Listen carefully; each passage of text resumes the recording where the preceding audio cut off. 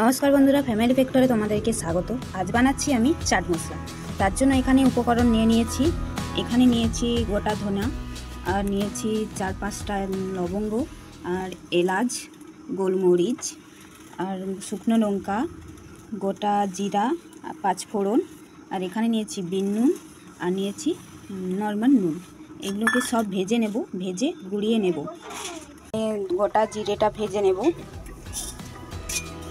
খুব লো আঁচে করতে হবে, না হলে জিরাগুলো খড়ে গেলে ভালো হবে না। চাট মশলা ভাজা হয়ে গেছে।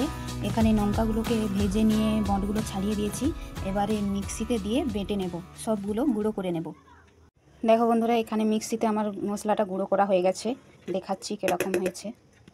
দেখো কত সুন্দর মশলাটা গুঁড়ো হয়েছে, দেখতে পাচ্ছো, আর কত সুন্দর ফ্লেভার হয়েছে।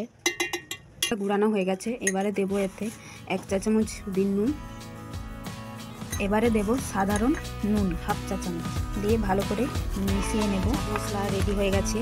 তোমাদের যদি ভিডিওটা ভালো লাগে লাইক অ্যান্ড সাবস্ক্রাইব করে দিবে, আর বেশি বেশি করে শেয়ার করে দিবে। আরও পরবর্তী ভিডিও দেখতে হলে আমার চ্যানেলটাকে সাবস্ক্রাইব করে দিও।